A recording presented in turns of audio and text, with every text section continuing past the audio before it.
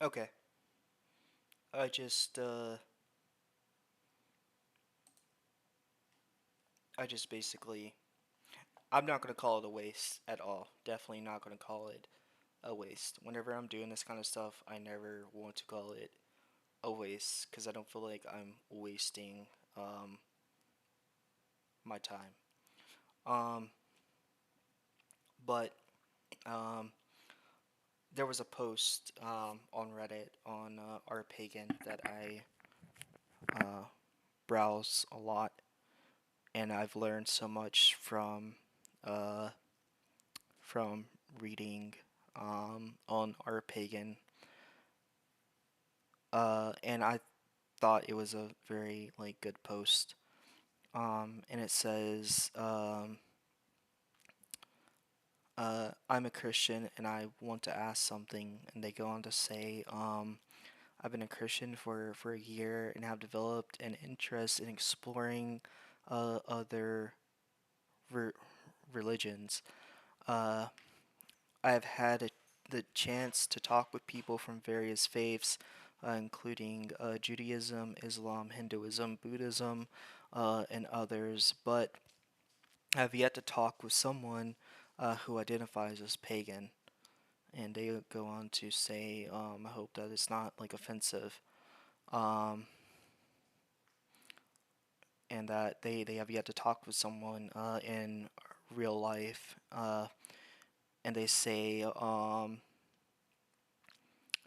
am eager to learn about your specific beliefs. Uh, as I understand, there are many paths within paganism, such as Hellenism, Chemanism, Wicca, eclectic paganism, uh, heathenry, and druidry. My questions are as follows. What are your beliefs? What inspired you to become a pagan? And what are your views on the afterlife? What occurs after death? And what is there from of judgment associated with the various realms in the afterlife? So I'm just gonna go on to read a few of the posts that I like found to be that I personally just uh, liked a lot. And this one says, I'm a follower of the Heathen path. For me, uh, hate heathenry uh, is the opportunity, or sorry, heathenry is the opportunity to connect with the pre-Christian gods of my Germanic ancestors. Uh, they have been a sincere guiding light in my life as they inspire me, challenge me, and push me to perform good deeds and leave behind a good legacy, no matter how big or small it may be.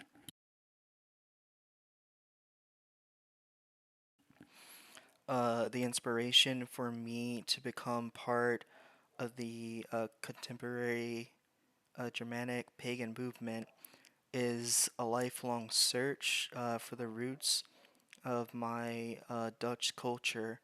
We have a Germanic underlayer to our culture, and to learn about that is more fascinating than I can put into words. The spiritual aspect of that search became my connection to the Germanic gods.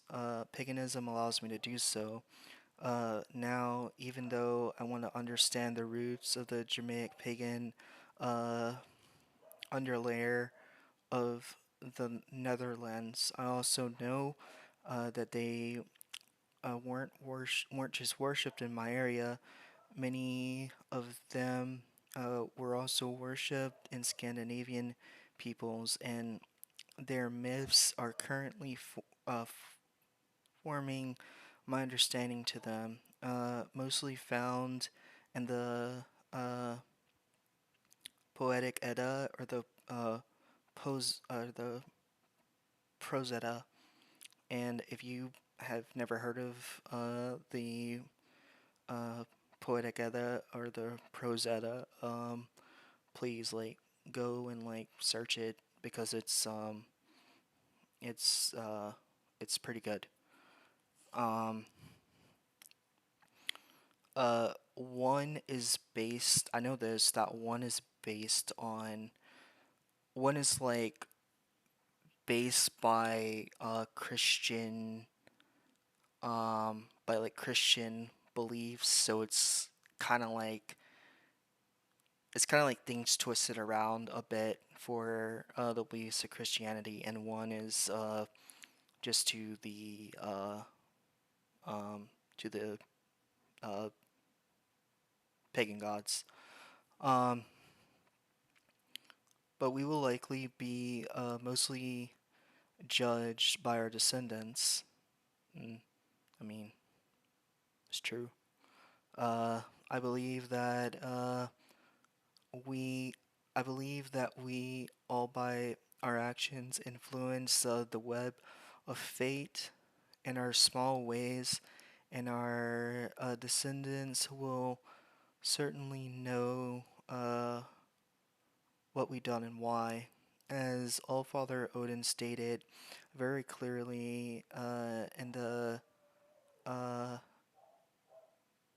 uh, have a have a mall, cattle die as friends die, and you yourself shall also die, but a name that never dies, for they who build a good one, and that's also very true. Um, Cattle dies, friends die, and you yourself also die. I know one thing that never dies: the judgment uh, on the dead. That verse is core to me personally. My prayers are always very personal, but they do follow a bit of structure, which makes it easy for me. One thing I always begin my prayers with a phrase: may the gods inspire me, may my ancestors guide my way, and may my descendants judge me well, and may the spirits of the land be with me in my heathen life and beyond. It's so opening to all my offering rituals. And they go on to say that for like offerings and stuff, they offer drinks or uh, tea or like food stuff and or anything of like value to them. Um, and this isn't so as a sign of recognition of the bond that they share with whatever ancestor or deity that they may have summoned, and think of it as giving a friend who visits your house a drink. That is one way to think of it, and that's like very true because like every time that you summon up a like ancestor or a deity, um, your offering does mean a lot because you summon them, their guest, in your and wherever you happen to summon them at, and you giving them an offering is a gesture, being a good host, and shows a sign of respect to them. Um, so that's one of the first ones that I saw that I liked. Um, the second one that I liked says I practice Appalachian folk magic, which my family has for centuries. It's a blend of different cultures and beliefs, mainly indigenous and African American, including Christianity. My family is Melungian, which just means interracial, but to a specific region of the United States. I believe in God, but not strictly the God of the Bible. more like energy, something that is found in every living thing, including nature. So it sounds like that they're talking about like the source of all. Um, what I practice is old and most closely resembles the superstitions and traditions my ancestors uh, in their homelands. It's also bits of my ancestors who weren't white and lived, who weren't white and lived in the mountains. Beliefs that have been passed down throughout generations and remain relatively unchanged. So, uh, yeah, it sounds like that this person is very close to, um, I guess, ancestral magic, um, which is uh, very nice. And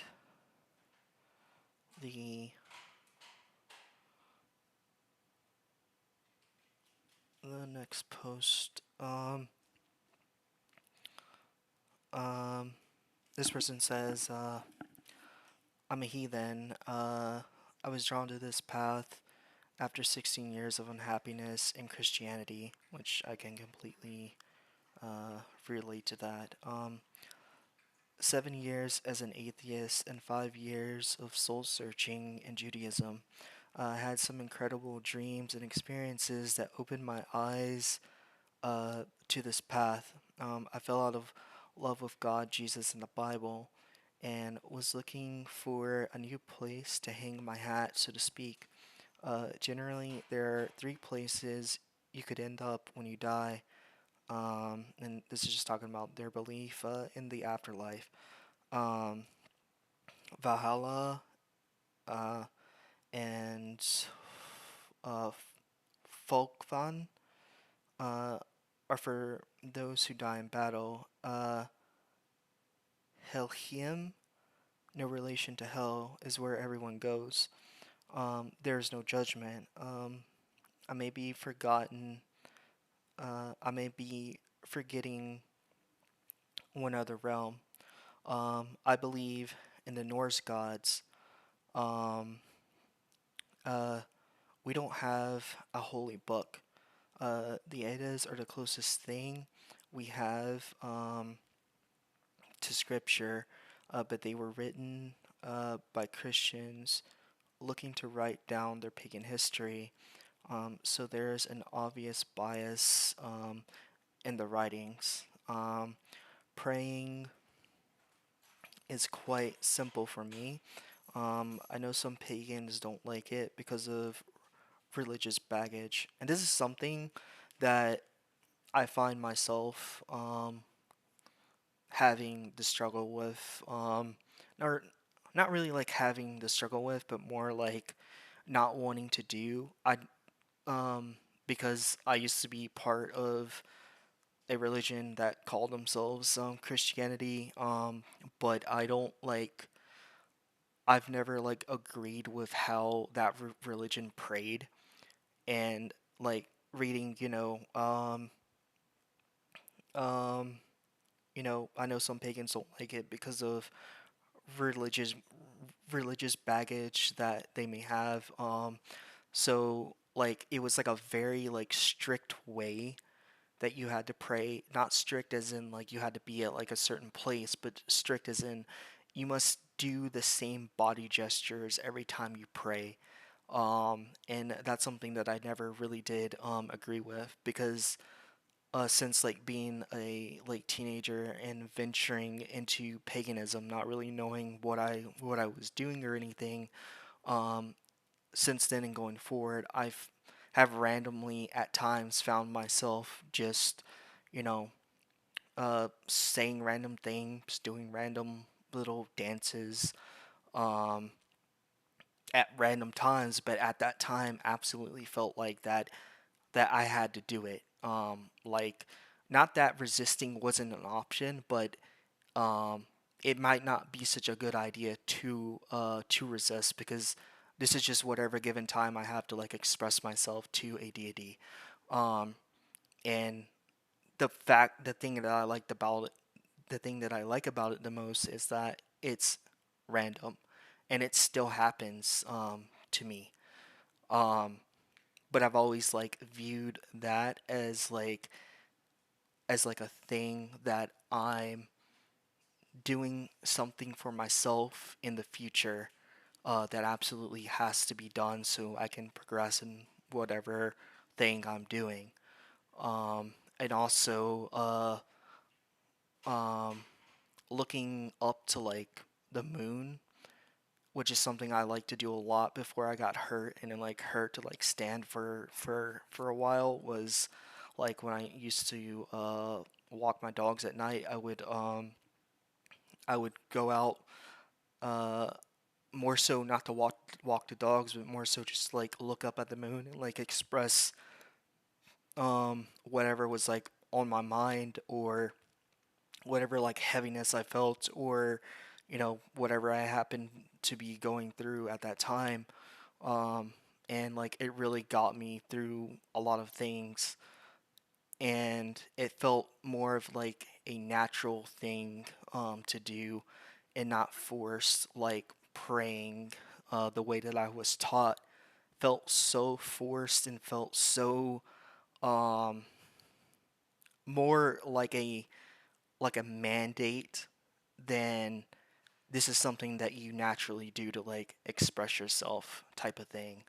And it's not something that I really ever believed in, because I always believed that when you express yourself, and like of course, like for me, like seeing like the movies and them like kneeling over a bed with their hands together and praying up to God or whatever. It wasn't like that. Watching that also never said to me like this is how you have to pray.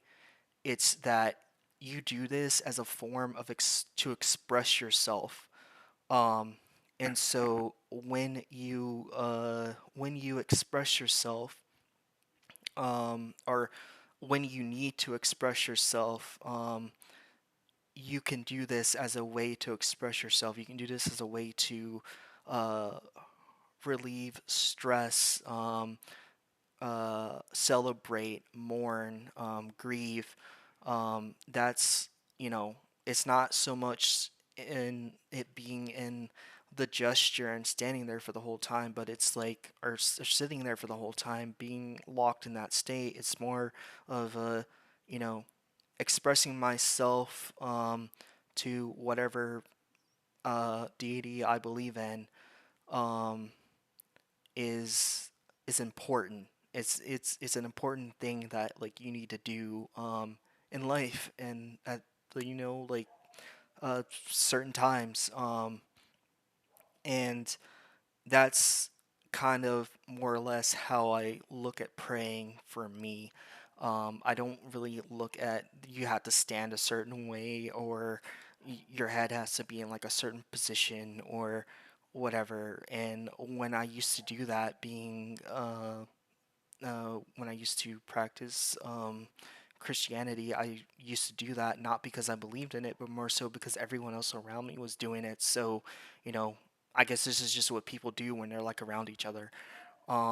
So that's more or less like where I got that uh of that was like my first introduction to praying, but it felt so very much forced that I just don't like it. And now like when I'm like trying to pray, I don't really like I don't I'm like nowhere near like pray in that same way. It's very like different now. And like I said, like sometimes I just don't really know what it is that I'm doing. I'm just sometimes like I'm saying words, I'm saying a statement, but at the same time it's like this has to be, this has to be like here and now. It's like very like important. So it's kind of like that, I guess. And like sometimes I'll just do some random little dance and not really even know why. Um, but yeah, I completely like relate with the statement of not praying because of uh, religious baggage. So they go on to say um, I know some pagans don't like it because of religious baggage, but for me it's fine. I don't always perform a ritual or light a candle when I pray, um, but I find that it helps. It genuinely feels like I'm being listened to, which isn't something I've ever experienced before. Um, and everyone like has their own way of their own like personal way of expressing themselves to make themselves feel like they're genuinely being uh listened to by some deity.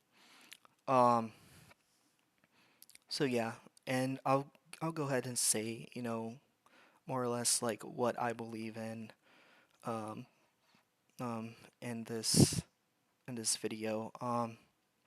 So uh I grew up in a form of Christian or a form of religion that called itself Christianity because it was a way to it was very very strict, and I was taught from a very young age that if I wanted to speak with my family, I had to stay in that re- religion, and if I didn't, then my family wouldn't speak to me. So basically, I was just there for the majority of my life because I wanted to be able to talk to my family. Yes, there was a lot of like mental burdens with that, and a lot of unfortunately, feeling judged, not judged because I believed in what I was being taught, but judged because other people would just judge you. Unfortunately. Um, so that being said, when I got into my like probably like 16, like like late teenage years, I was like um looking for uh really looking for like something that I actually believed in. And I went on Reddit back then, um and or would just make a random search on like the internet and find, read something about paganism. And that was where I really started to pick up a belief for it. And um, that's how I had my um, that's that's when I really started reading things like material in a completely different way, because like I said, like I would pray to, or I would like look up at the moon and say stuff, not really meaning it for it to be a prayer, but in hindsight, it was actually a prayer. And I believe in a few other, like forest spirits, and also deities also. Um, but a main thing that I really picked up um, when I was in my like late teens was like reading manga. I read so much manga when I was in my early 20s too, and watched a lot of like anime when I was in my like when and at that age also. And one of the things I found myself doing was like putting my like hopes um into whatever characters, not the characters, but more like the deities of whatever I was reading or watching. um Most of them turned out to be, in I guess in Japanese culture they were considered demons or whatever. But I was perfectly fine like putting my hopes into them, and so um I could really like this stuff is cool. I really like what it is that I'm reading, and I would actually go and like search up some of those like um, deities, demons, whatever, and I would read and I would like learn about them. But I would always more or less stay to the manga or anime, whatever I was reading or watching, and put my, you know, really like talk myself through some like hard things, like um and get through life doing that because I wasn't happy with the religion that I was in, and I was just there, and so I could literally speak to my family because if I left, they wouldn't speak to me. Um, so, um, and that's just kind of what I did, and it kind of just like stuck, and I liked it a lot. Because for once I actually felt like I found something and I was being listened to, and this was a way for me to like express myself, and it really gave me like motivation to do things that like I wanted to do. And in some cases, um sometimes I even, found myself saying like little prayers to whatever thing I was, whatever deity or thing that I had learned about from that anime or manga, and it really like made me um, like believe what I was reading, like to put belief in what what I read, and it gave power to taught me to give power to what I was reading. Um, and that's kind of how I started like drifting away from the religion that I didn't like that I was in, and leaning more towards whatever tree of paganism that happens to put me in. I've gotten, I've like expressed that to like other people, and I've gotten odd comments about it. I've gotten people telling me like that doesn't really sound like a form of like deity or whatever. I never really like let that stuff get to me because inside I absolutely felt that it was real, and that it's something that could be uh it's something that could uh give me motivation for whatever I happen to be going through. So if it works, it works. But yeah, that's kind of like my like backstory into how I got into like paganism, and I like this was a very good post, and you don't really see a lot of Christians going out and asking other people what they believe in, and especially when it comes to like uh, paganism. Um, and it was a really good, chance for people to express to a Christian what they truly you know uh believed in. So I thought it was a really cool post, and I just wanted to like talk about it. So thank you for watching or listening, and bye bye.